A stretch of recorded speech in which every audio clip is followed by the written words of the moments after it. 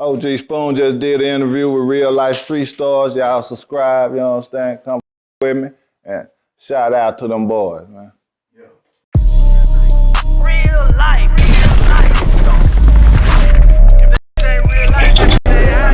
It ain't real life. Just say real life street stars. You know what time it is. Everybody start clapping right now. We got a real OG in the building. Real South Dallas legend. We up in Four Deuce legend in this, you know what I'm saying? OG Spoon in the motherfucking building. What it is, brother? What's up, man? Shout out to y'all, man, for one, before we start this, man. What y'all got up? Man, now, you came highly requested by an individual I know as JJ, the Freestyle Prince. Now, JJ is a person that I grew up watching his career, watching his music videos and rapping. Like, damn, he was one of the niggas that I was like, he's really putting on for the city of Dallas. And he, you know, when we talk about music shit, whatever, whoop-de-whoop, he called me, say, my OG, and I'm looking at this nigga like, you got an OG? So, you know, I had to put it together so we could come in and get this real story of a South Dallas legend, OG Spoon. What it is, brother? Oh, yeah, man. That's my little brother, man. But he told you some real shit. He do got an OG, you understand me? I'm one of them ones. So, before we get all the way to it, you Certified. know, what does it mean to be an OG? Because right now, you know, young niggas ain't having OGs. They saying we ain't got no OGs. Nobody taught us nothing, gave us nothing, put us on to nothing. What does it really mean to be an OG? I mean, you know, to really be first of all, you got to have leadership qualities, you understand me, to think about more than just yourself. You got to be able to relate to different characteristics in individuals. First of all, let's see, in order to be, you know, you got to be able to relate to someone else's problems other than yours. You got to be able to, a lot of helping out and taking care of different responsibilities, not such as your own. You got to be able to be willing to make different sacrifices, whether it's in a greater benefit of you or, you know, the next one or someone you may be guiding or someone that look up to you. Yeah, I feel like an OG got to be able to speak, but also be able to listen when it comes to someone. Yeah. Are you a good listener when it comes to young niggas or anybody throwing their problems on you and be able to listen and then articulate afterwards? Oh yes, I'm a great listener, man. I deal with, let me see. I'm a real instinctive person, first of all, so I'm good with characteristics and different personalities. Hell yeah, I sit down and listen to my little homies and help them with different problems and situations.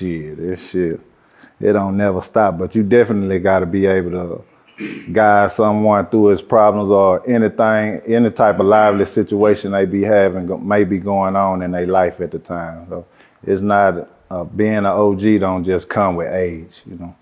You got to be able to really shit. So I got to ask, a lot of young niggas today, they don't respect their OGs. A lot of them say that they don't have OGs.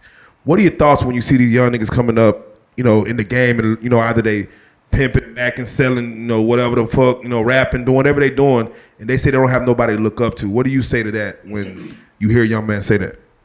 Well, you know, it's really fucked up these days. A lot of them don't really have nobody to look up to, and to have, you know, a real individual in your life, like to guide you in the right direction, whether it's in your benefit or his, that's hard to come by these days. So you got a lot of older dudes out here, they carry the OG title just because of age, and they really ain't got no good, let's say, advice or no good game. Guidance or definitely game. You know what I'm saying? A lot of them, they just the blind leading the blind. So when they come to being these youngsters these days, when they look at you and they see, well, let me say this before I say that. But one thing, you have to be leading by example. That's you real. Can't just be one to just do a lot of talking and speak. It's one thing to sit down and have a conversation with one of these youngsters, but if you're not leading by example and showing them some of these things that you're trying to encourage them to do, it's really going one ear and out the next. So That's you got real. to not only be able to give some encouraging and give some encouraging advice, you got to be able to put a foot forth to lead and also help out physically, mentally, or whatever, Facts. and may lead them in the right direction. So, Facts. Now, again, of course, even getting the situation of becoming like an OG in the city, you got to kind of go through some shit. We about to go through your whole situation, but first and foremost, I want to ask, how'd you get the name Spoon, man? Most people either get it when they name was young, when they was a kid, a baby, or something. They get named that. They get named it as adolescents, doing something in the streets, or maybe they a rap name. Yeah. How'd you get the name Spoon? Well, I got the name Spoon from my mother. She say she liked to bake cakes, and when I was little, I would grab the cake spoon. The run cake around batter, and beat yeah. on everything. She'll chase Right. me around the house trying to get the spoon away from me. Nigga, I was the same way, bro. She make a cake. Hey, give me that. Hey, let me get the spoon. I'm hogging the ice, and so she got to chase me to get her cake baker back. Nah, facts. She called me Spoon. So it's something that grew on you that you just accepted, and people just kind of, it just kind of went with you, right? Yeah, actually, my mother, she called me Spoon Man, actually. And all my cousins and relatives, they just ran with the name, and I was Spoon Man. But as I grew older, I guess, they just dropped the man and started calling me Spoon. That's real. That's real. Yeah. So I gotta ask, let's start with geography. Where'd you grow up, like adolescence wise, and like in the South? Like what name some streets that the city may know that you grew up on, some streets that you might have moved around on, schools you went to? Shit, I'm all around the South. I say starting from young as I can remember, like 3rd grade.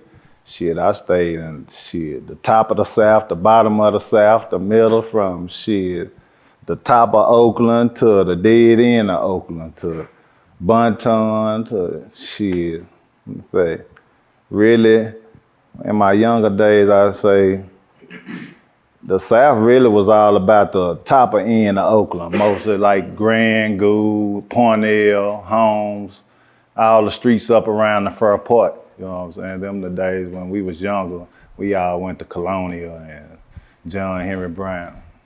I always, whenever someone from the outside think of South Dallas, they always run MLK, Malcolm X, just that Second Avenue, just that area of that. Would you say that's the heart of the South, or like what would you say that? Most definitely. That's what I'm talking about. I just call it Oakland now. Y'all know it as Malcolm X, but right. In my young days, that was Oakland Boulevard. You know what I'm saying? Yeah. So, but that's the heart of this shit. That's the heart of South Dallas. When that Malcolm X and Martin Luther King crossed, but Malcolm X run clean through the whole South. So you're gonna run through from one end to the next, from Park Road to Folders to 44 to Bunton to Dixon, East Dallas, but I frequented all around that shit. So yeah, I'm known all up through that. Now I'm from North Dallas, and when I was young, when we used to go to South Dallas, it was like a horror story. It was like wow, because basically when I was in the North in the early '90s, it was pretty much the suburbs. And you go somewhere like South Dallas and you see old houses, you see J's, whatever, and it's like, damn, what's going on over here? What was it like growing up in the South for you? Shit, growing up in the South for me was fun as a motherfucker. Was it fun? Yeah. It was really, because I also grew up on Webb Chapel, and it kind of reminded me of Webb Chapel, and I was just like, oh, I would never just want to live right here. But it's people who actually lived and thrived in them areas. Yeah, I mean, you can find, it was a lot of good in the area. I wouldn't say it's all bad, because I enjoyed growing up around South Dallas. I wouldn't change it. That's where I'm from. I wouldn't change where I'm from for nothing around the city. But So you say it was fun, but for those that may look at it, you might have the have and the have-nots. The people who have some, the people who don't. Was you and your family, did you come from the have-nots, or did you come from the haves, that y'all had some, their money wasn't an issue and things like that? Well, shit, hell no, I ain't gonna say I probably came from the have-nots, but my family they was more on we were have-nots, but shit, we was go-getters. So it was like, it was a lot of hustling and extracurricular activities going on. So, I mean, I guess really shit, I wouldn't even say shit, a have not, you know what I'm saying? Cause yeah, we made a way, you know what I'm saying? At that time, shit, I ain't, you know, you couldn't really tell the difference if you was a have not, if you had it or you didn't, you know what I'm saying? So I got was your mom and your dad in your life?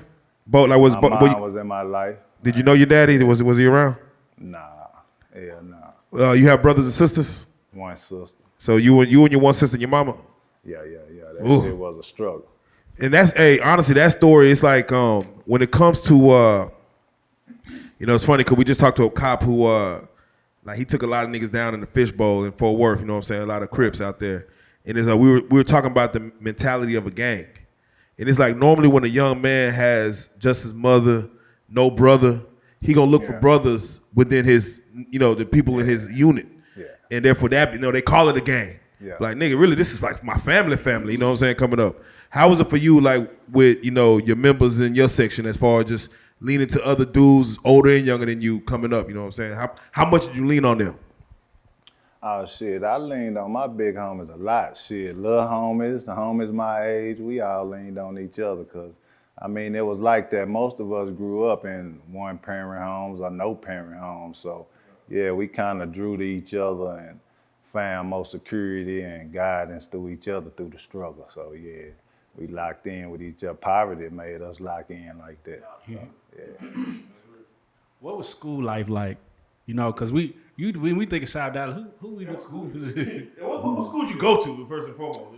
Shit, what age? Elementary? Yeah, elementary. You know, niggas. Shit. Hey, you talking to niggas from the South right now, so niggas gonna say like, what school did he go to? Hell yeah, shit, I went to goddamn Phyllis Wheatley, John Henry Brown, Colonia, basically every elementary in South Dallas except for DC James, the new motherfucker they built. That motherfucker came. So yeah, I went to everywhere except for Frederick Douglass in East Dallas. Yeah, but other than that, I went to every elementary because my mama moved around. She wasn't stable. You know what I'm saying? Yeah. Wait, so what about middle school and high school? That's where it comes. That's really where your manhood come from. What middle school, high school you went to? Yeah, Pearl C. Anderson, man. If you ain't attend Pearl C. Anderson, man, yeah, you ain't come through that South. You know what I'm saying? Pearl C. Anderson Middle School, man. Yeah, that was that mother. At that time, they were switching it from like, 7th, 8th grade, but at first, I think it was like 5th and 6th grade or 4th and 5th grade. So it was elementary at first, and then when we hit junior high school, they switched the bitch to 7th, 8th or something like that. So everybody in South Dallas, it wasn't nothing but that one junior high school. You had Dixon, 44, Folders, Park Road, every motherfucking living human in South Dallas. Yeah, if you was in 7th, 8th grade, you had to go right there, Pearl C. Anderson. Yeah, man, that bit was like the fur part. Wait, hey, I ain't gonna lie. When I was in 7th grade, I was going to Lake Highlands, man. I seen a nigga fight a teacher. Did that happen when you was in 7th, 8th grade? Hell yeah, it wasn't shit to fight a teacher. It wasn't shit to fight a teacher. Man, come on, man. We were bucking teachers but you had teachers that'll get on your ass. And when I was coming up, times were different. Yeah, a teacher will get on your motherfucking ass so quick. Shit, yeah, they ain't playing that shit. We were getting paddlings and shit in my time, so the teachers wasn't scared. This shit that's going on now, oh, no. We ain't had teacher will rough your ass up so quick and dunk your ass on the ground, then call your motherfucking mom. Hell yeah, and guess what's gonna happen? Your mama gonna come up there and dunk your motherfucking ass and sandwich your ass up and kick you out. Why do you think that disciplining students changed so much? Like you said, that wasn't frowned upon. Like if you was acting up, somebody gonna get on your ass. But now it's like it's looked at as like child abuse. Yeah, I don't know where that shit come from. That shit must come with the new millennium. You know what I'm saying? That's some shit. You know what I'm saying? Actually, I seen that shit switched up in the year like 2007 and 2008, but I was actually incarcerated at the time, and it was like I was seeing youngsters coming there like, my foul partner on the other end, or he like your foul partner. It's a nigga that snitched on you, y'all on the case together, y'all on the unit together, and the new name is my foul partner. So you can kind of just see shit change, and then then when that social media shit came out, that made it worse. social media really put the icing on the cake now. You ain't, come on, man. That's another reason why you got these youngsters like they don't respect no OG. They don't, because they ain't really seen it. The millenniums done changed so much. See, they ain't really seen the struggle. We still living in a povertized area, but they ain't live no struggle because these our kids we dealing with, and we wanted them to have everything we didn't have. So shit, we really crippled their ass, and then technology came behind that and made it worse. So it's like, these motherfuckers, they don't look up to nothing because the way they raised, they think shit, they supposed to just have it. We gave it to them like that, so, you know. So when you was coming up, who was like the legends that you looked up to? Shit, legends that I looked up to motherfuckers like shit, Ray Charles, Chicago Red, Albino Red. Motherfuckers like shit. A lot of my uncles, they were goddamn me out there, you know. I got some uncles that was turned up. They ran a lot of juke joints and was on long short type shit, just kept pool halls and shit going, so. Yeah.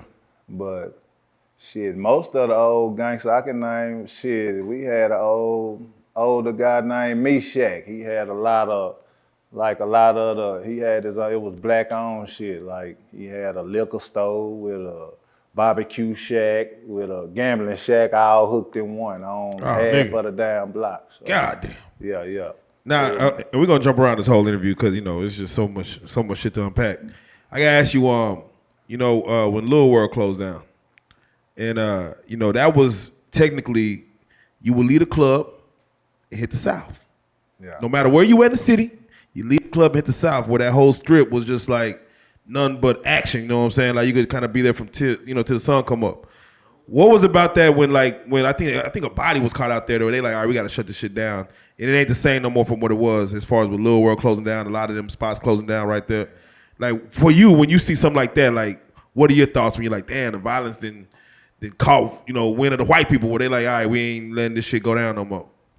I mean, really, in a situation like this, shit, I think a little deeper, man, because, I go as far as, like, a lot of the shit that we choose to do to have fun around here really be all right until, shit, the white folks reiterate and get their hands into it and, quote, unquote. Gentrify.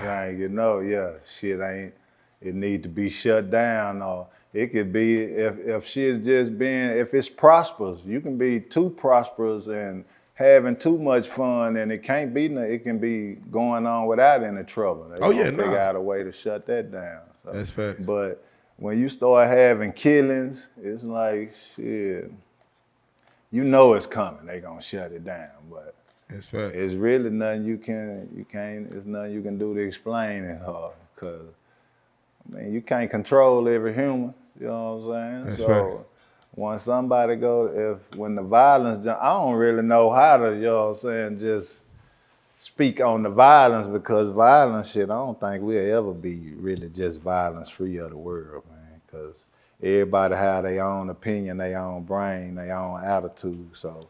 That's facts. Yeah. Well, let's do it like this, man. I ain't gonna lie to you, man. From personal experience, my first time seeing a crackhead was driving through South Dallas. And it was like, oh shit, this is what the movie showed me on New Jack City. I'd never seen it before until I drove through South Dallas and seen it. At what point for you growing up did the crack epidemic like hit a high in your section? Shit, South Dallas birthed the crackhead. Shit, I think it was like a point in my life where the crack epidemic was at an all-time high, was maybe in like, for me, was, I'd say like 86, 1985, 1986. I was old enough to realize and understand what was really going on around about that time. And shit, basically all my family, uncles and aunties, friends, my friends, mamas and daddies, everybody, when that crack epidemic hit, that shit took over. Damn. Yeah, that shit turned, a lot of our people, they was well off. We wasn't just, we living in poverty, but we made a way. But when that crack hit, shit, motherfuckers went to selling shit, running down alleys, butt naked, all kind of shit. I watched a lot of my own uncles and aunties. I mean, shit, one time, my motherfucker, I got an auntie name, Ain't Jessie B, rest in peace, I love her heart, but she was so gone off that crack, man, it was like, I think it was a spring break or something. So we was at one of my auntie's house, we probably was like, shit, 10, 15 kids over there. You know how you leave for spring break or now the Christmas break, you get new shit. We all had new shoes, man. But the thing about it, all my aunties was on crack. We over my Aunt Brenda house, you know what I'm saying? Man, we come in the house from playing at the Martin Luther King Center and they tell her, y'all, oh, somebody feet stink. All y'all take them shoes off and put them damn shoes on the porch. You know what I'm saying? We kids, we ain't think about it. We kick our shit out, put them on the porch, go in the house, eat, play the game, wake up the next morning, come outside, all the motherfucking shoes gone. You know what I'm saying? You say your Aunt Brenda house was a crack house? No, it wasn't the crack house, but my just Aunt where Brenda everybody was a zombie. Shit, so you had the rest of my aunties and uncles, they all come over there because one of my big cousin, Wayne, rest in peace, he bought a house for my auntie. So she had a house and, you know, she would just be at home doing her thing. But the rest of our aunties and, you know, her little friends or whatever, I guess that was their little smokehouse shit. And it was going down over there shit. So like if they was to write a documentary on it, right? Yeah. Who would they say was responsible for that happening? The South just turning up like that. Like what you mean? Like you say, like in '85, it just changed. If they were to do a documentary, like who would be responsible for that happening? Because you hear like the Jamaicans, you know what I'm saying? Like you hear like stories that people try to tell back then about like what was going down.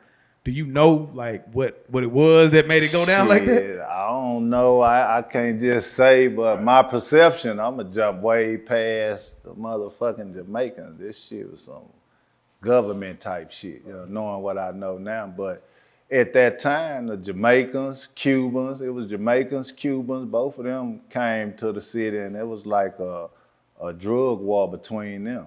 The Jamaicans just won over the blacks. They won over the community, you understand me? And shit, they ran the Cubans out.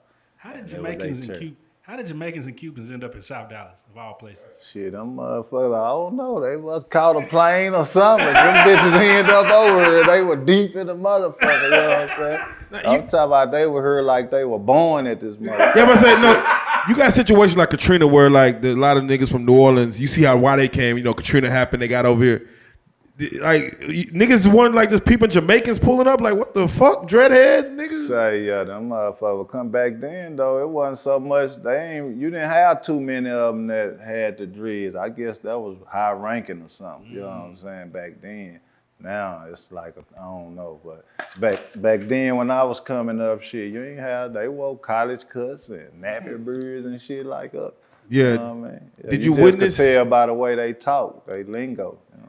Did you witness the violence between the Jamaicans and the Cubans trying to like, you know, fuck for territory and like, you know, trying to take shit over? Did you witness some of the shit that was going down? Hell yeah, at this time, shit, I was staying like Jeffries. I was Jeffries and Grand. Shit, I was going to John Henry Brown in this era when the Jamaicans was around. Shit, it was going down every day. We played marbles. I don't know if y'all know what marbles were. You know what I'm saying? We be outside shooting marbles and the bitches will come through. Pop, pop, pop, pop. Hey, boy, I got my ass whooped a plenty of times for not running in the house. My mama got to come and grab me up. Like, bring your ass in. So the violence, that was every day. Then I had a friend, one of my close friends when I was young named Benoit. Shit, his mama name was Tracy. They found her wrapped up in carpet with her hands cut off, hands stuffed in the purse. The Jamaicans stabbed up with screwdrivers and cut her fingers off and put them in the purse. I was old enough, yeah. I was like about 9 years old at this time. What age were you when you seen your first either shootout or your first dead body? Like as far as being just witnessing some shit, was it 9 or before that? Nah, when I actually seen my first dead body, I probably was actually like 13 years old. Damn. What situation was that? Shit, we was at school really, and we was all out playing throw up tackle right there at John Henry Brown. And the upperclassmen used to catch their bus at our school Like the junior high school class, the bus pulled up at our elementary school and picked them up. One day, this dude, I guess he was late. He came running, the bus was leaving. He tried to catch the bus. Somebody on the bus let the window down for him. He threw his books up in the window, ran and jumped up, and goddamn, he tried to pull himself through the window. But I guess he didn't have enough strength. He went back down, and when he hit the ground, he fell and rolled up under the bus. The bitch ran over him from head to toe. Like, yeah, fucked him up, you know what I'm saying? It was right there at our school. We was all playing throw up tackle. So we run out there looking at it like, fuck. Yeah, his head was bleeding. And that's the first time I seen a dead body. Man, got ran over by the school bus. That shit, I'll never forget that shit. Yeah.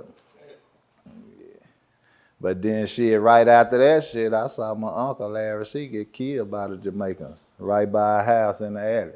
They having a shootout. So it was basically deaths. It wasn't nothing to see somebody get killed. Shit. We came out the house going to school, goddamn. You heard shooting at night and you'll come out the house going to school, shit. And ain't no, yeah, it was going down. Yeah. When you grow up like that, you know, how does that shape your mentality? What is your outlook on life when you see things like that? So young. I mean, I guess it kind of hardens you in a certain way, cause I guess it kind of hardened me toward death, to where death don't really affect me the same, I guess, as the average normal person. You know what I'm saying? Where I just handle death different. I done been around it and seen it so much, and like it'll definitely kind of change you. Yeah. So, with someone even of your stature, for us coming up in the 80s and things like that, is either you playing sports, you picking up a microphone, or you getting in the game. Those are some of the choices, for as far as even the idols that we look up to. Yeah. Those are the three things that we see. Like either it's gonna be throwing that ball, picking up that rapping or some shit, or we in the game. Yeah. Did you have a choice in either three of those, and which one did you end up choosing and why? Yeah, I had a choice, shit, because I was very good at sports. I played every sport coming up, shit. I played soccer, baseball, basketball. I was on a swimming team. My mama got a house full of trophies. Yeah, I played every sport, so I had action. I ain't gonna say I could have, I really chose to play sports, but growing up in that era, it was it's hard, because I grew up, shit, like I ain't had no daddy. And my mama, shit, she wasn't well off. She was in the streets doing her thing, trying to take care of me and my sister. She kept us together, but shit, I grew up in the house, no lights, no water, no gas. Mama kept us together, but shit, this how we living. So, that made it different. And it's just like, you want to help out. I want to go to school, but shit, I want to help mama too. So it's like, shit, when you growing up in that era and all these drugs around and this what everybody doing, it's easy. I guess it's easy to take the easy way out. It's easy to go. When you see it right there, you can pick up something and make you goddamn me $1,000 in 2 hours, shit. Or you can just sit on the block and watch out for the laws for the big homies and holler when they coming and they gonna pay you. Shit, fuck school. Yeah, but say, what was your first flip as far as how much money did you make on your first little situation? Shit, my first time getting money out the streets, goddamn me, just like as far as being involved in the game was like I just told you, just sitting on the stoop. $1,000? Hollering when I see the laws. Hey, okay. 5-0, laws coming. Back then, it was $2 joints. The big homies would give you a bag of $2 joints. Sit down. They gonna send everybody to you. There you go, run through these. So. Boom. And that's money right there. Yeah, that's money. Shit, you gonna make you might have goddamn me $5,000 worth of $2 joints in a big ass bag like this. You know what I'm saying? Yeah, you gonna make you $1,000. So, coming in the game like that and start seeing some kind of real money. A lot of people get in it for different reasons. Some people get in it for money. Some get in for women, some get in for power. What was in your head as far as what did you want? Oh man, the way when I started chasing money, it wasn't for neither of them reasons. Like, I said when I started chasing money, man, I started trying to get money to help out my mother. You know what I'm saying? Because mama was having it hard. And I ain't got no brothers. I'm the only son. Were you able to help your mother though? Okay. Yeah, Wait, when you come back with a rack though, like what does mama say? When you come back with a band? At first, my mama used to be on my ass because my mama, she real strict, you know what I'm saying? She wasn't having that shit. She wasn't trying to hear that shit. Like I say, it didn't matter what she was going through. She always tried to keep me and my sister together. It didn't matter about the struggle. Like I say, we can be no lights, no water. Mama gonna make sure she pay that rent though, so we can still be under a roof. She gonna do what she can do to bring the food. She did what she can do to teach me the right shit. Even though we was growing up amongst the struggle shit, my mama was like, she'll be on my ass. Like if I could be in front of her and say something just simply like, I don't got no money, mama, and she'll correct me like, don't have. Like, so my mama was a different type. She wasn't shout out to my mama. That Tupac Dear Mama hit different when you know the lyrics. Like, oh, I think I lived through that shit. For real. So when I started getting money, it wasn't for no power or respect it was a little different. So what's the most you put in your mama's hand at one time, would you say? Shit, the most I put in my mama's hand at one time was like 80,000. You was a good ass son, cause 80 bands, mama, I'm just finna buy you something. Yeah. Well, you know, I can't buy it. I had to let mama buy it. Yeah, you know for real. Yeah, I couldn't buy it. You know what I'm saying? So, wait, how much property or stuff did you put in your mama's name, if anything? Right now I got a house and one lot. A vacant lot in the house. Well, it's my mama's house, shit. It's hers. I did that for her, shit. So, yeah, that's paid for. She got that. In the neighborhood, you know what I'm saying? So she ain't want to leave. That's in the neighborhood. Mm-hmm. What is Four Deuce? Shit, Four Deuce is a family. Shit. Man, it's a. Some like to say it's a gang, but we built our family and structure. Shit. Basically, our blueprint is family. And how do you is that like a street or something, or do you have to be born anywhere? Like, how does one get to be Four Deuce? Yeah, basically you gotta be born in this shit. We so family orientated shit. We just pass, and that's what we pass down. That's what we inherit. You know what I'm saying? Me, the neighborhood. When you growing up, like, was there anybody you grew up with that's famous now? Like, I went to school with Lucci, and at the height of his career, you know, he had Diabolical or any. Did you have anybody that you grew up with that you was like that actually blew up in the rap game, or went to go on to play sports or anything like that? Oh, well, I had a couple of people that actually grew up around me that went to go play sports, but I don't think nobody actually blew up in the rap game. Besides, shit. I know Big Tuck. I went to school with Big Tuck. He did pretty good in the rap. Yeah, I went to school with Big Tuck. I take that back. He did pretty damn good in the rap game. He dropped that Southside the realest on. Yeah. Well, how does it feel being from South Dallas and having your own anthem like that? Man, that shit feels so good because it's just like, shit, you can just put that song on around millions of people and it let them know how we rock in the South. You know what I'm saying? So, yeah, that's a nice look. It make you feel pretty good. Man, who do you feel put on as rapper-wise for the South the most? Like, as far as if you say, OG Spoon gonna co-sign a nigga that put on for the South as a rapper, what name you throwing out there?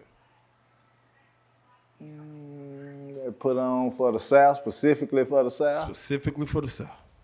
Shit, I gotta say, goddamn me, my little bro, JJ. Motherfucking freestyle. Shout out goddamn JJ. Yeah. And now for real. Like a motherfucker. Nah, hey, and active like a motherfucker. You know what I'm saying? Like, he out here getting to it, man. Yeah, man. That is real. Now, how was that as far as being in the game and seeing, like, bro, you know, come on, we watch movies like New Jack City, Boys in the Hood, Menace to Society. You fucking around right now, and it's like you see Hollywood and rappers imitating shit that you're living. Yeah. How do you feel when you see something like that? As far as, man, like, do you feel proud about it, or like, man, they don't quite understand, or they got 1 foot in, 1 foot out, or it's just a misconception?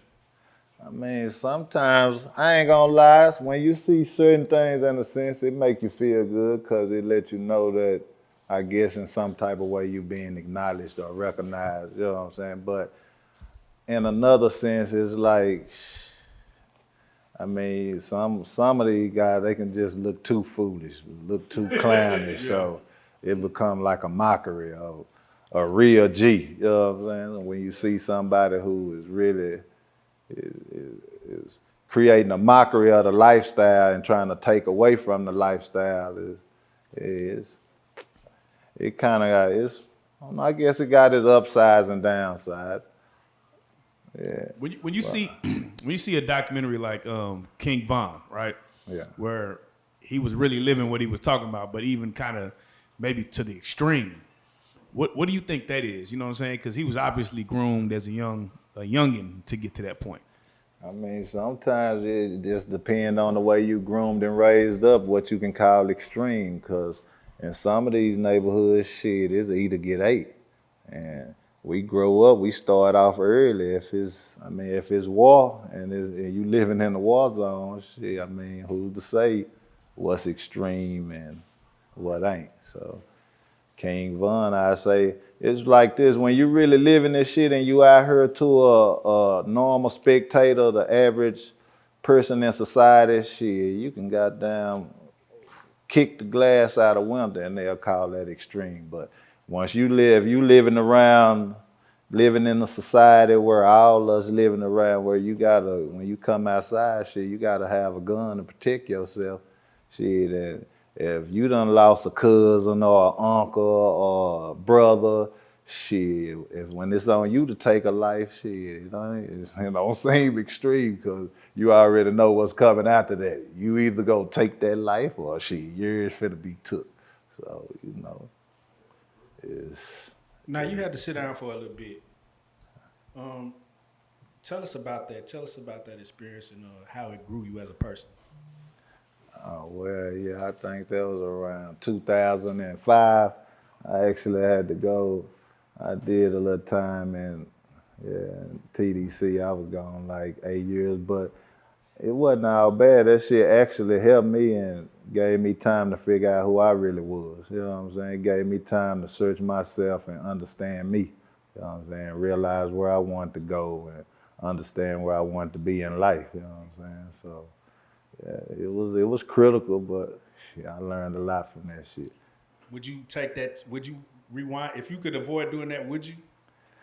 If I could rewind it and take back during the time? Like avoid that part of your life? Hell nah, I wouldn't avoid it because I say shit, a lot of shit I learned, like as far as people, personalities, and really behavior and patience and, just how to really use my common knowledge and common sense and, just really maturity as well as, self-preservation shit. I don't think I'd have figured it out or grasped the ideal as much if I wouldn't have did the time. It might sound crazy, but during that time slowed me down and it made me look inside of myself and figure out who I was, you know what I'm saying?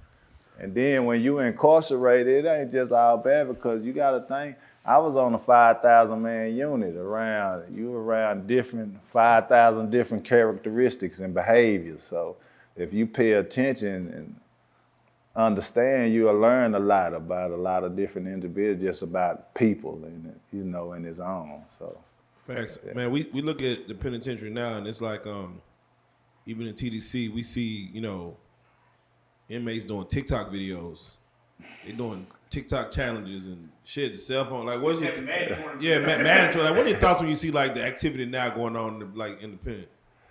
Shit, that motherfucker like a daycare now. Shit. But you gotta make the best of this shit. We got there, you just try to make the best out of your living situation. Yeah, whatever they allow, shit. Yeah, and I've been there before, so it's like, shit, if you can get a phone or when you in that motherfucker, tick-tock priceless. You know what I'm saying? So if you can show up on TikTok out the penitentiary, you fucking around. You know what I'm saying? It's different from us out here watching them on TikTok, but if you in that motherfucker and you got a phone, you the man. Shit. What's the most creative thing you seen a person do to get money in jail? Like I see the dude, he was in there making clothes out of the fucking the mats. He was making clothes for niggas. Like, what's the most creative thing you seen a nigga do to get money? Man, the most creative thing I seen a nigga do in jail was make some dice out of 2 trash bags. Melt them bitches down, melt the plastic down till it got real hard, and shape them bitches where that plastic was hard, and then took some and put some spots on them bitches, and we had us some real clickers in that motherfucker. Fuck me up. I'm like, what? And was selling them bitches all over the unit, $5 a pair of dice. Like he was making multiple pairs. Yeah. It's for real. You know, what that always shit was creative, super creative to me. Shit. What always fucked me up is like how when niggas go sit down, how they find ways to do shit like gamble and have like a nigga told me, yeah, we'll sneak this alcohol in a Pyrex bottle. I mean, shit, we gonna steal. You live how you. It's in you, not on you, man. Amen. Wherever you is, when you get there, you gonna still live how you live. You know what I'm saying? If you was out in the streets and you was a little slick, when you can keep some shit going, that shit don't stop when you're on lock, man. When you up in that bitch, you gonna make it happen, and that shit just another world. You can get whatever you want in that bitch. Did you ever have a situationship with a CEO? Well, I ain't gonna say I had a situation. I ain't really get to do too much. I had a CEO that I fuck with, you know what I'm saying? There you go. Yeah, I had a little CEO up in the bitch. Do you care if she bad or not when you up in there? Like, does that even matter? Hell no, that shit don't matter. Hell no, that bitch don't all matters if that hoe give you some attention. That bitch give you her time and attention, we going at it. That bitch can be 450.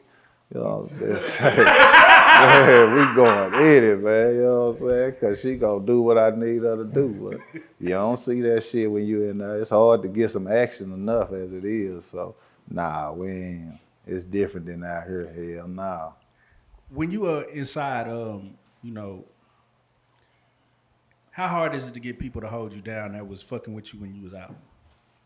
Shit, it's super hard. This shit real life when you get up in that motherfucker. You got a lot of people that talk that shit, but when you're out of sight, out of mind, motherfucker ain't finna hold you down. It got to be really in them. You got to have a real individual. If you just get a letter or a motherfucker drop you $40 where you can go buy some conversation or anything, shit, yeah, that show real genuine to me, like loyalty. You know what I'm saying? So, yeah, but you don't got a lot of people gonna hold you down. Hell nah, your ass on your own. I always ask this question. Let's say you were fucking with a young lady when you went in and y'all was going strong the whole time. She wrote you, put money on your books. But when you got out, she had a baby. Do you still fuck with her? Man, hell yeah, I would. Shit, if she stayed down and done her thing, I don't give a fuck about her having no baby. As long as she took her responsibilities and all that shit with me and held me down, I'm cool. Cause I ain't trying to put no lock on her little sexual activity, no way, while I'm on lock. So, Right. Yeah, man.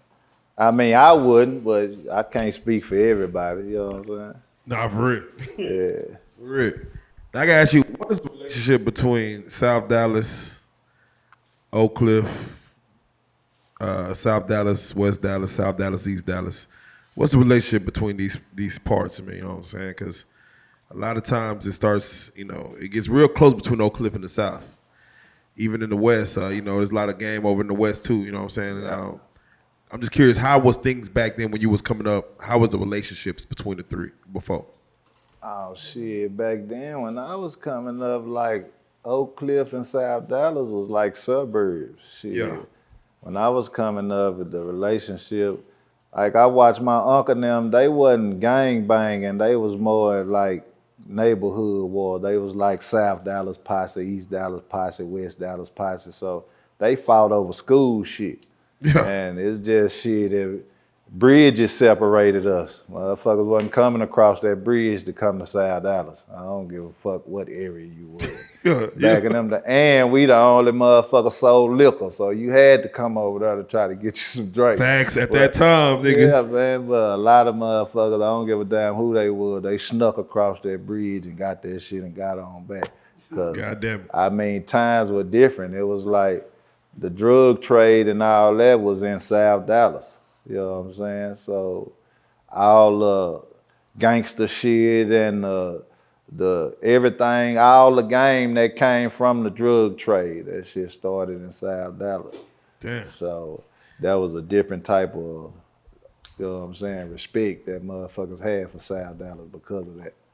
How hard was it to get some money in South Dallas if you wasn't from South Dallas? Oh shit, super hard. If you wasn't from South Dallas, your ass better not get caught in South Dallas at them times. Yeah.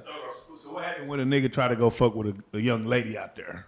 Oh man, you know it's a risk now, you know what I'm saying? You get your ass tossed up. Don't get caught, goddamn, be trying to sneak to the car, you might. It depends on who you is though, you know what I'm saying? Because you had, even back then, it was, I mean, you had certain guys that was kind of leaked in. They had family or whatnot from the South, so they'll be able to come through and probably bring a few people with them. But you can see it'll be like they done pull their arm and leg just to tell them, to show them, yeah, you can come over here with me. You all right, man, I got you. Because you got to be with somebody who got a name. You had to be certified and shit, yeah. You just had to be to come to South Dallas. You had to know somebody or be really related to somebody. Shit. Tell us about those days at the park, man, when everybody used to pull their cars up and post up over there, man. Whatever happened to that? Man, I think goddamn me, That was shit. the shit back then. If them motherfucking white folks wouldn't have came and happened to that, we'd still be at the park. Them bitches came, pulled up our electricity, everything. You know what I'm saying? It just got too hot on us at the park. We used to be live at that park. Man, how you know about the park? Man, I used to come over there. My young Yeah. ass, I ride with a homeboy. We just come over there, sit on the hood of the car. We try to, because y'all had some different type of females in the South. Yeah. Man. You know, Yeah, that the park asses was were a the little shit. fatter in the South. Yeah, that park was the shit on Sunday, man. Everybody Park was the shit bringing on their Sunday. whips out, bringing the dogs out, from dog fights to basketball games. We at that bitch every Sunday. You know Every what I'm Sunday. saying? Yep, and if God you damn got any kind of whip on, any kind of dating, you know, them I dating was the shit. remember when Pull it out. when screens was a thing, when screens hanging was a thing, nigga. You want to see some? Come on to the park. I'm Yeah. not, fuck that. I remember Yeah. one time. I remember I had an 03 Impala. 03, 04 Impala. That's a nice little car. Yeah, I thought so. I went over there to the park. And this was like, you ain't even got no rims on that bitch. I was like, I was sad, nigga. I was stunned. I rolled my window up, nigga. You thought Oh yeah, they're a little snobbish now. They're a little sedity. They used to them rims. You know what I'm saying? You gotta have them sounds in that bitch. Them gorillas trying to get out the trunk of that bitch. Nah, And nigga. you better have them Hey, screens. You know what I I'm saying? put up in the South in the 96 DeVille. Swingers and Vogues. Bang. Screens. I seen what it do. I said, oh, this dangerous. Oh, this Yeah, dangerous. And nigga act like you from somewhere else. Real. And then you not from the South. Like, oh, you from somewhere else. So I gotta ask you, man, let's go and talk about it, man. The State Fair of Texas. God damn it, man. Right in the heart of the South Dallas.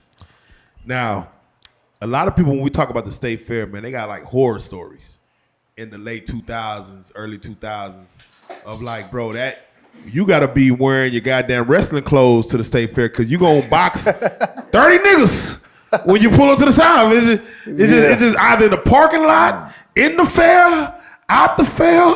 It was just like, it was just understood that whether it was school, especially with DISD night. Yes. Tell us sir, about man. DISD night at the State Fair of Texas, man. How does that shit go for you, goddamn? Oh man, DISD night at the State Fair, man.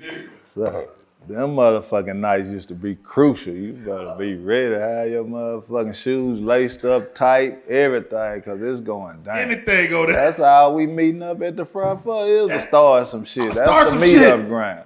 Hey man, at this time, Man, I remember one year we went up in this motherfucking fur. I think this was like, I'd say like 96, 94 or 90, somewhere up in there from 94 to 96. This had to be the first, let me see. Yeah, this had to be the first time all the Bloods clicked up in Dallas. Like, Oh shit. man, them motherfuckers clicked up, and at this time we ain't knowing there's some new shit. So we fall up in this bitch. Our little gangs, we section off. You got Dixon, Photos, part everybody by themselves. Man, you had every Blood gang in Dallas together. We walking that bitches by 400 motherfucking Bloods. All you see was red shit everywhere, boy. Nigga. Oh yeah, they chased our motherfucking ass up out that bitch. You had to fight and still run to get up out that motherfucking. Nah, fact, goddamn it. Friday night was a fool. You had to be about your shit up in there, man. How bad was it when you see like a nigga who I won't call a nigga a square, but just a nigga who is unbeknownst to what's about to happen. He just with his girl trying to ride the goddamn Ferris wheel. He got a little bad bitch with him, you know what I'm saying? He come from Plano or some shit, and he walked through that bitch just like, oh, I'm gonna win you a bear. How bad y'all do a nigga like that? Like, god damn, bro. Say, man, you can't walk through the game now. You can't walk through the game, man. We gonna ping pong your motherfucking ass back and forth. Yeah. Damn, bro. So now. niggas on that shit for sport. Niggas was really just going up there for sport. We did that shit just to have fun. That was activity for us. You know what I'm saying? Shit. We were ready to fight. We going goddamn me get our shirts airbrushed with the set on them, get our hats airbrushed with the set. And that's what we going for. We ain't going for no fair park activities. Wait, just for y'all to go. Wait, just for y'all. Right. Nigga, fuck a ticket, fuck a coupon. So wait, just so y'all can go back to the crib and laugh and joke about who. Man, we gonna go sit around with our fat lips and black eyes, goddamn swole jaws, and kick the shit on. Who you get? What you do? Yeah, what you do? I seen you, nigga. I seen that nigga hit you in your motherfucking eye too. Yeah, we gonna go back and just kick the shit about nigga. it. Yeah, that's it. What would you have said if they would have took the State Fair out of South Dallas, like moved the Cotton Bowl, the classic with Grambling Prairie View? They took all that away and moved Jerry's World. The stadium, the AT&T stadium with the Cowboys to South Dallas. You think that would have helped South Dallas out? Yep, yeah, I wouldn't have really tripped because the area like our neighborhood where we at, I don't think it really too much would have affected us. We would have benefited from it a whole lot. So, yeah, I wouldn't. It would have either way it went, it'd have been a power move or not. So if they'd have came and built the stadium, that shit would have been good. Even the gentrification, just gentrifying the neighborhood to where. Shit, y'all gotta stop segregating the shit. That would have been a good thing. No, facts. I seen they tore down the projects on Bear Street.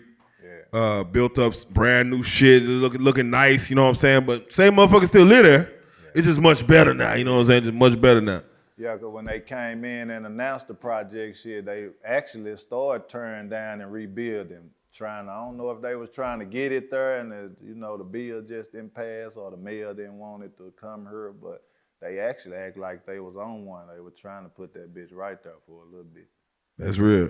For OG Spoon, man, did you prefer South Dallas females over any other suburbs in Dallas, or did you have another suburb that you fucked? Trying to get me in trouble now. Yes, we are, sir. Yes, we are, sir. Hey, I mean, shit, growing up in my era, shit, me and my brothers and cousins, we used to toss a lot of the girls in the neighborhood, so I actually grew out of the girls in the neighborhood fast. Like I wanted me some shit that was from somewhere else. Cause I mean, that was just our thing. That's what we did. We grew up, literally, all of us, we'd be 2-3 of us, fucking one girl. So, and if you grew up around us, you were getting that pussy up. We was goddamn, either I'ma fuck you or he gonna fuck you, my cousin gonna fuck, so it's like, nah, I'm gonna go over here and find me something. I know you niggas ain't hit yet. Y'all might hit after me, but nah. What was the places that you went to party, man? What, like back in the day, man, when you what was the places to go? Cause for us it used to be on Park. Park. What was that on Park Lane? Fuck, I forgot the name. Jeff, you remember Park Lane? Yeah. By Sam's Club. GG's. Oh yeah. I don't know how y'all ain't see me up in GG. I'm a resident of that motherfucker. Man, We was young and po. We was just in that hole. You know, I was a youngster at this time then, but my big homies, shit, they were locked in with GG. They were known. They'll bring us to the club. We'll be, I don't give a damn if we 16, we getting in that bitch. You're gonna have my big homie Rock T, rest in peace. He gonna stand at the front door, goddamn me, and let the bouncer know who the last head is from the front to the back. And we in that bitch. So I was in GG shit when I was under. I wasn't even old enough to be a G. Lakeside, Spot Club, all that shit. I was in that shit 15 years old. What was it like? Big blunts. What was it like being in there? Oh, Don Carter, yeah. That's where them hoes is. We bringing them hoes up out of Don Carter's every motherfucking weekend. What you talking about? Or was Don Carter's on like a Thursday or something? Yeah, it was like on Thursday. They had different nights, but goddamn Thursdays it went down. Goddamn. We was in Don Carter. You can't miss me with none of that. So what was one of the spots in the South that you just was like, man, this could be something? Like, as far as just club wise, like, man, this could be something for the South. Oh shit, well, you know, when I was as a youngster, all them bitches I thought could have been shit. Tiffany's, Animes, goddamn, UTB, goddamn. We was in Lady Love. Lady Love, all shit. That shit was something, yeah. Nah, I remember I missed a little situation. It was called Corner Pocket, man. Shit, yeah. man. Yeah. You see me just looking. Hey, you see me looking in the sky like, man, I'm just like, little corner pocket situation, man. God damn it, man. For real. God damn it. Down in that Crybaby, all that shit. Crybaby. Do you feel like that shit need to come back to the South? Because that shit was, bro. You can hit the block and it be out there. Yeah. Wow. Hey, what do you feel prevents it from coming back? Like spots like that, just go there, get some MD 2020, little situation and some Irish rolls, have a good little night. You know what I'm saying? Yeah. I mean, the violence really was prevented from coming back. Cause you know that's why I left.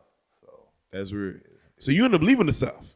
Huh? You end up like leaving out of the area you live in? Am I what? Are you still in the area you live in, or you? Yeah. Okay. Right Just make there sure. on shit, Malcolm X and Linway. I ain't gonna say Oakland now. Yeah. Malcolm X, Linway, Warren, Casey. I'm right there. Go right around the corner, but you know we ain't. For the little kids, man, how important is the MLK parade to South Dallas that they do every year? Yeah, shit, that's very important because I think the Martin Luther King get to learn about the culture, and you don't have that too much because shit, I ain't been in school in a while, but when I was there, it wasn't nothing but shit, really a half a month of Black History a month.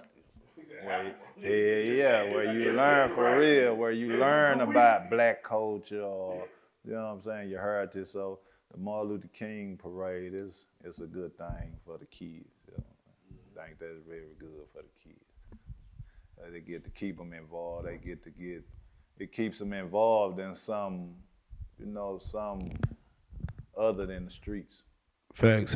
How big is Battle of the Bands for South Dallas as far as having the Battle of the Bands with the Prairie View, Grambling, having that as a staple for people to come across the world to come to South Dallas to see this Battle of the Bands?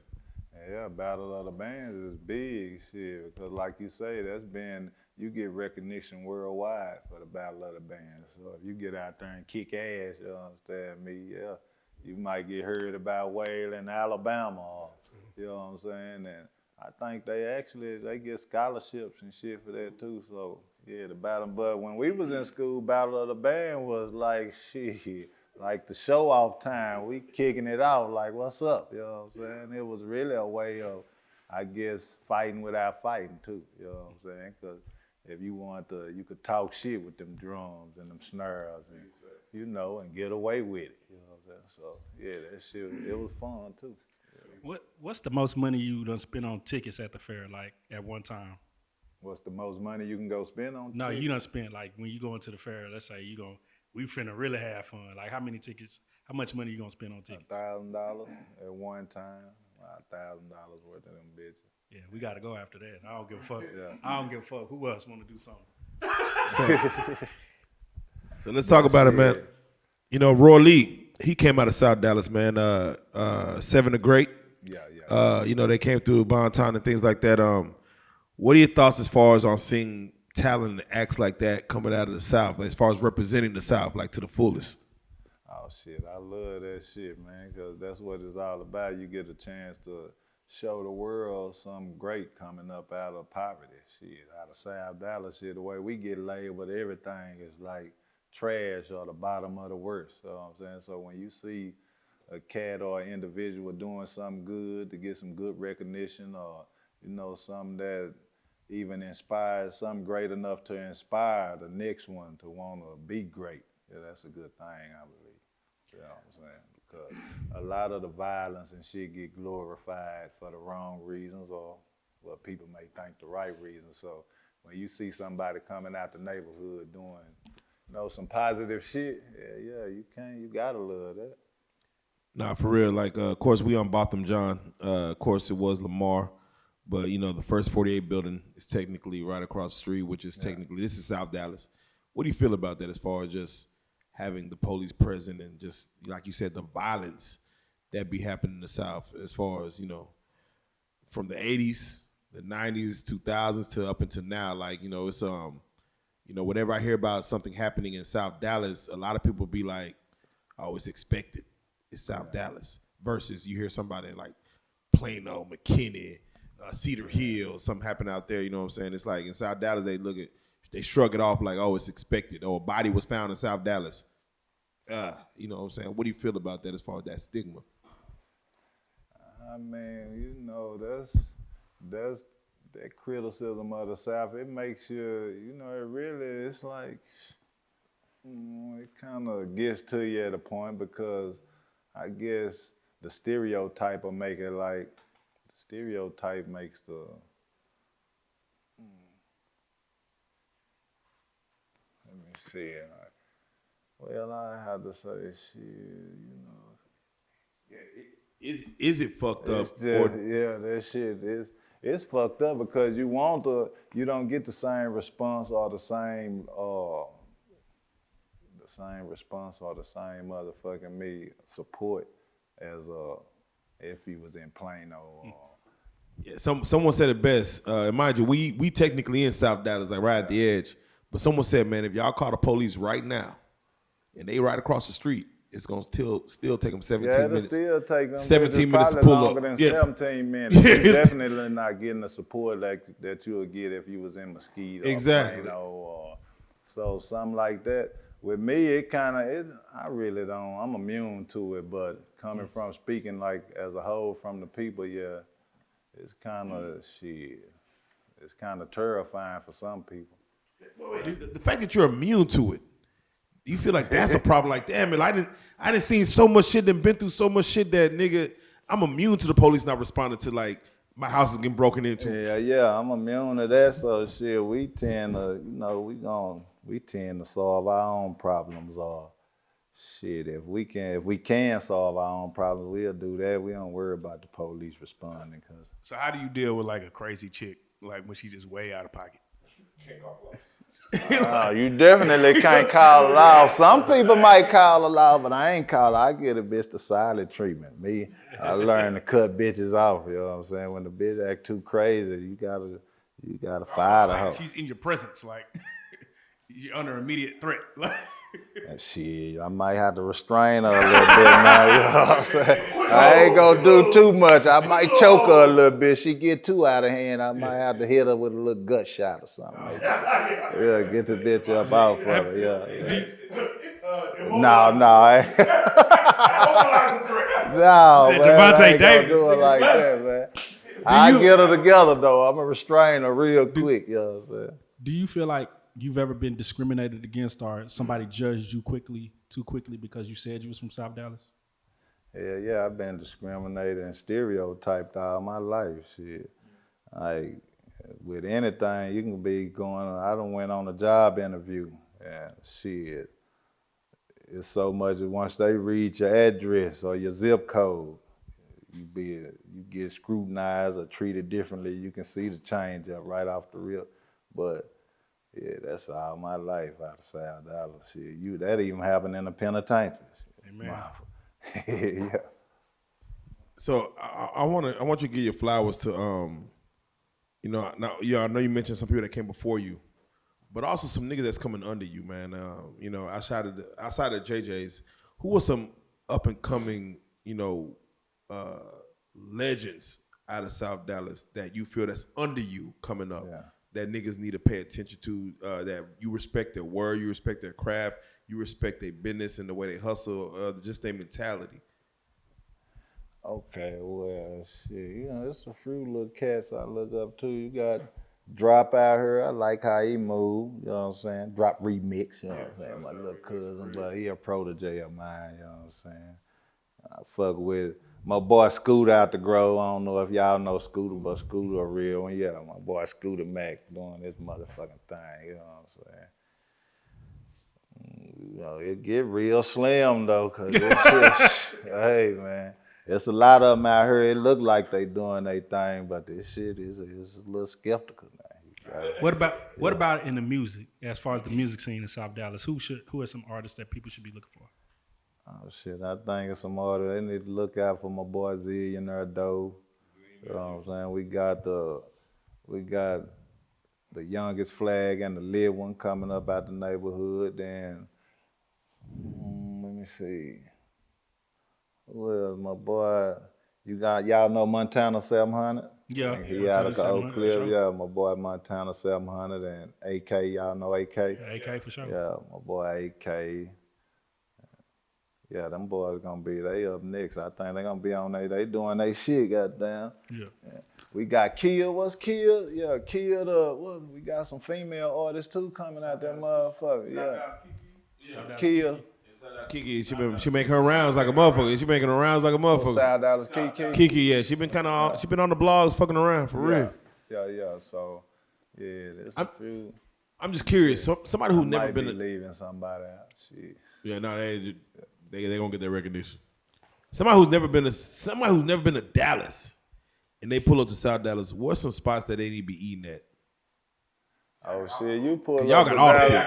Y'all got all the food. We gonna go through there, but you got all the food. Shit, for one, you gotta go goddamn me fuck with Root Chris. I don't give a damn. Damn, nigga said Root Chris. Oh, you put them on gang. Yeah, Okay. yeah. If you ain't eating that Root Chris, you ain't doing shit like. But y'all, I don't know. It depends what like seafood or. Nah, so I'ma fuck with Elaine's all yeah, day. let's shout again. R.I.P. Miss Elaine. Yeah, Miss Elaine's R.I.P. Because man. she just passed away a week ago, and she was such a staple in the city, and for everything she did and the food that she cooked, and just going there to have an experience of like just good food. Yeah. How important is even that spot to South Dallas? Because that's where everybody will pull up to get some good ass whatever you're trying to get. You know what I'm saying?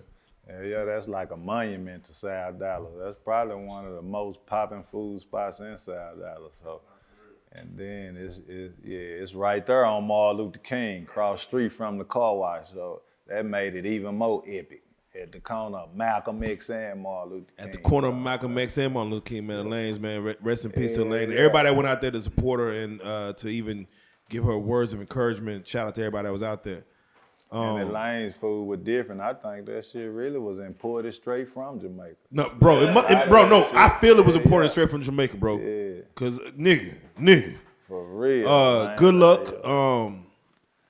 That's that's a household name, as far as, nigga, what you might get is something crazy. Nigga, that burger might be crazy, goddamn it.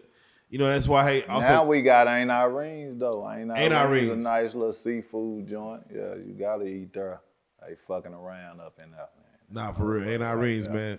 I want to talk to you real quick because this is very important. The day they closed the car wash down, so mind you, if anybody know about South Dallas, the car wash is where it went down. Nigga, fuck the cars in the wash. Yeah. Nigga, that's where it went down. That's where everybody put up on a Sunday. Nigga, fuck it every day. That's where you go to your shit off. Yeah, that's where you get your shit off, man. Down. But there was a night that it just went crazy at the car wash to where a body was caught right there on the car wash. And it changed everything. They shut the car wash down, they closed it. The city came in and said, no more car wash in South Dallas. We're gonna shut this shit down. How was that for you for that to happen and they shut down that car wash? Man, shit, that was a big change. That brought a big change to our neighborhood. Cause Nigga, big that change. car wash, goddamn me, was the center of a lot of activity. You know what I'm saying? Nigga. There's before and after. Before the car wash, after car wash. You know what I'm saying? It's two different Just lives. being somewhere where we had to pull up and wash our shit. That was right in the neighborhood. You know what I'm Bro, saying? you get your shit detailed Man, for $20. $10. For $10. For Get $10, your nigga, shit I'm talking about the detailed best for, detail, nigga. 10 rock. Nigga, rock. I'm talking about But nigga. when that shit actually happened, that was really some shit going on between some guys that wasn't even from South Dallas. Yes, You know I what I'm kind of saying? know a little bit about it, but yeah, it wasn't even like, it was just some shit that happened there. Yeah, it you just like, went fuck, down y'all, right there. y'all fucked it up for everything it that was up going for on. Should they bring it back, do you feel? Yeah, they should bring it back. Shit, you know, gotta Bring that bitch right bring on that back. motherfucker back tonight. Bring that bitch right on back. Yeah, man. Now you're an owner of a couple of businesses. Of course, like we see now, you got the exotic pops, man. How did you get into that?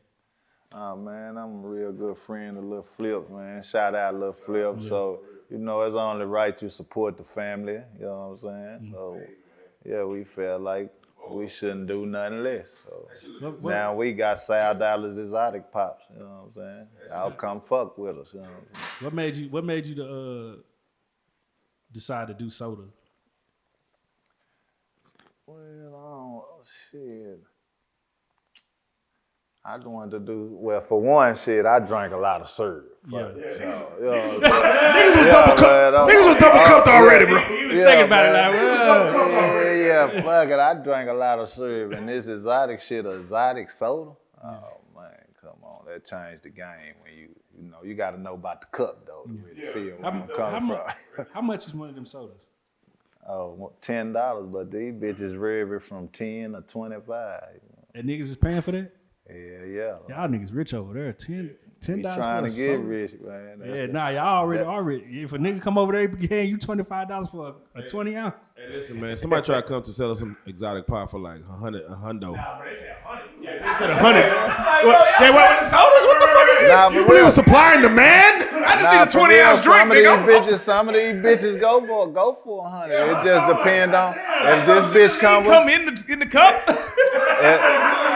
if this bitch come with a passport now, you gonna have to pay 100. Yeah, get this bitch all the way from goddamn Hawaii or Canada. Yeah, you got that's I gotta put that bitch on and wear it. But you know that's next level shit. You Yeah, gotta nah, be that's- on your that's shit. some caviar. goddamn it. Yeah, you know what I'm saying. I'm curious. Did COVID affect South Dallas? Like niggas say, hey, y'all gotta go in the house. Y'all cannot be outside. Oh, hell no. We was outside every day. We give a damn about no cold. We did all our quarantine together on the block. You know what I'm saying? Yeah, man. It was more than just 14 us. I mean, we didn't quarantine for no 14 days at all. We ain't stay in the house a day. That's hard. I still remember the first day they announced that shit. We was on the block looking at each other like, what these bitches talking about? Man, we out here. So, yeah, Now, you said you're good friends with Flip, and I know you have a relationship with different artists like J-Dog and different. How did you build those relationships? I guess shit. Really, I built a relationship with J-Dog and Lil Flip through my little bro, JJ the Freestyle Prince, you know what I'm saying? Shout out to my nigga. But I came home like in 2012 after being, it's kind of crazy because when I was incarcerated, I was actually locked up with some of J-Dog little homies. Yeah. And they had this magazine called, I think it was Block the Block magazine. Yeah, Block the Block, yeah, so my partner from Houston, he used to always be showing us the magazine. And when he showed me the magazine one day, J-Dog was in the bitch with my little brother, JJ. They was in there together. So I'm like, damn, you know J-Dog, you know JJ? He ain't know JJ, but J-Dog was his big homie. So we kind of talked and conversed on the phone a little bit, like fucking with another guy I know from Houston. Then when I came home, my little brother then was fucking with him. So we got introduced like that. You never try to rap yourself? Yeah, I'm actually doing a little rapping right now. Yeah, I'm about to say, man. I'm Sometimes it's just ghetto. These ghetto rap stories, man. Don't bro. You don't got it, bro. Just having a voice and being able to talk from real experiences is all we want to hear, bro. So, like, what? Tell me, like, are you coming in the game like just playing with it, or are you like, man, I can really do something with this shit? I'm turned up, man. I'm serious. JJ got me on one. So JJ said y'all finna turn this shit up like Cash Money. yeah, we finna turn this shit up. Yeah, we on some. Hey, we might do this shit harder than Cash Money, man. We love to see it. It's hard to repeat the same shit twice, but we gonna do it. You know what I mean? We on one. I'm just curious, man. You mentioned it earlier, but you know, you coming from the game you come from, and you know the way social media and the way the world is now. If a nigga in the game snitches on another nigga in the game, and he's walking around the streets of South Dallas after he's snitching, he just out moving around. Is there any real consequences for a nigga? Nowadays, this shit real fucked up, man. It's real fucked up nowadays. I mean, I say it just depends on who you snitching on. It depends on who you fucking with, cause yeah, there's some consequences about this shit, and you might end up, goddamn me, a little hurt. Nigga, because I feel like that's the reason why niggas look at snitching a different way, because it's more passive now than ever. And social media might play a factor in. And plus, you know, you don't got to come back to the same hood you left. Nigga go to Wyoming and be like, hey, I'm good up here. I don't got to live in witness protection. I'm going to just make a life up here. And tap in on social media with niggas in the South or some shit. But it's like, I just wonder, do niggas give niggas passes? Like, even if he ain't snitching on you, like, now it's like, nigga just be like, hey, I ain't just going to fuck with that nigga. And he is what he is. Yep.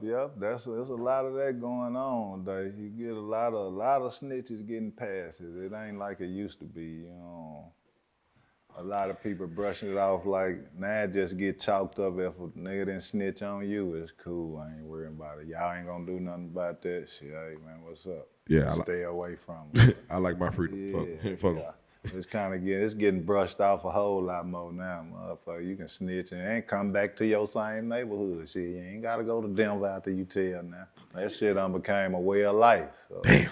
Yeah. You used to have to hide when you was snitching. Shit, now snitching got his own community. You got so many motherfuckers snitching. Shit, they ain't gotta fuck with a real nigga or deal with a real nigga. They can circle up and team up outside of you and still make it happen. That's real. Back in the days, a little farther back, shit, if your ass was snitching, you had to hide it and you really got disowned. You ain't getting disowned now for that shit. Man, for OG Spoon, man, I'm just curious, for what movie would you say best depict the realness of, like, you know, that from the bottom lifestyle, from that hood lifestyle, that project lifestyle? What movie would you say best depict that?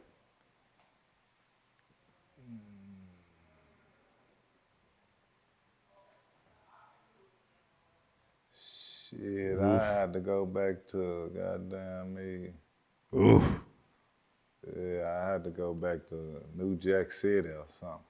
I like that. I like that answer. Now I gotta ask you this: if you could do away with one movie, one gotta go. Belly or Paid in Full? One gotta go. Shit, god damn.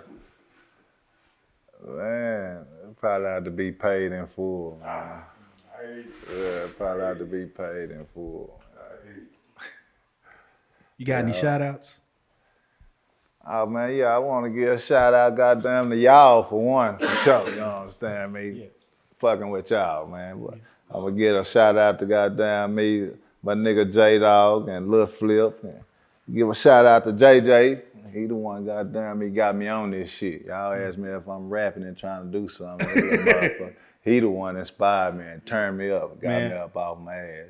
You know what I'm saying? JJ very humble nigga, man. Every time I done seen him out, he do a speak life into a nigga, man, and try to uplift him and tell him what he can do and not what he can't do.